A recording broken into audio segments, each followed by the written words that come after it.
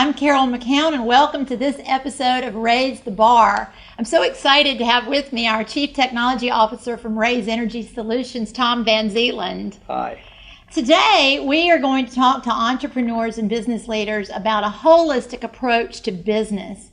It's very important to think about serving your customer by coming up with solutions, and we're going to give you some examples about how we've done that at Raise Energy.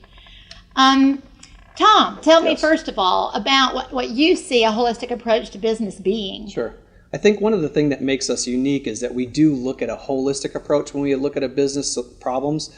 So not only are we just looking at energy reduction projects, so whether it's LED lighting or HVAC systems, but we also look at energy generation. So we look at different solutions. Could it be solar, biomass, hydrogen, hydropower, all different types of solutions. So we're more than just one type of company focused on just one type of product line.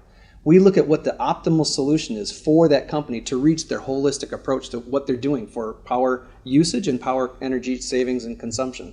So how do you think that improves your business relationship with your clients?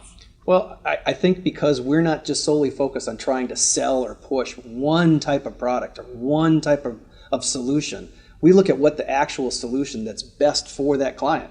If you're in a certain geography, certain options may be more valuable than certain others depending on just a geographic location, regardless of the industry they're in. So you have to look at more parameters than just what product offerings I have, and you find the best in class then of how you put those solutions together.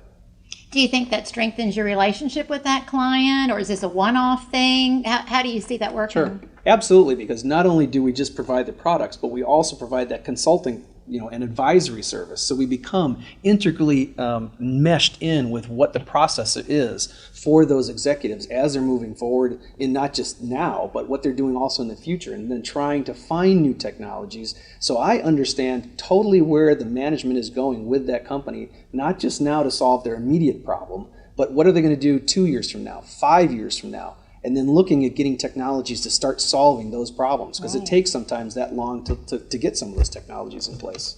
So from an executive point of view, if my job in my corporation is to grow my business, then think about a holistic approach as being the approach that you need to take to do several things.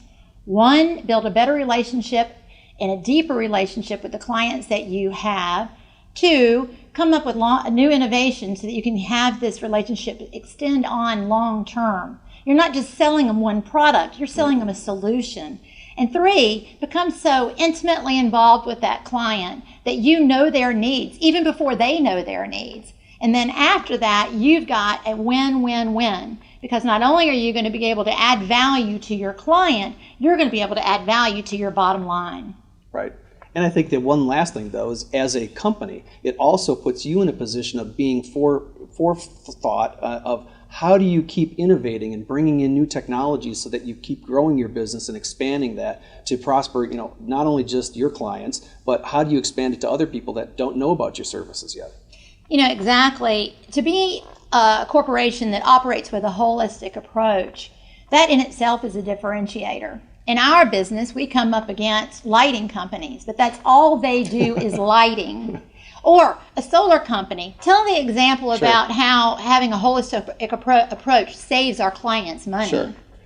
For a number of years, I've worked with solar panels. So if you go into a client and you're going to recommend, let's say, doing a solar panel solution because I want to be green and energy conscious, you may get return on investments of 5, 10, 15 years, sometimes 20 years. However, if you actually go and do energy conservation projects, simple projects that don't have to be extremely expensive, LED projects or products like our Restore 1030 that reduce the energy consumption of the HVAC units. Now if I can cut the load that the actual client or a city or a county or a government is using, now instead of, let's say, using $1 million to put up a solar farm, now because I've cut the consumption already down and made it very efficient, now I can put in, let's say, $500,000 of solar because I'm now powering more efficient products. And so now my entire ROI on the overall total project is almost doubled. So the return on investment is much better to get to a shareholder or a board meeting and get those things approved so that they can move forward. Great. Tom, thanks for being with us today. I've Pleasure. enjoyed it. Thank you.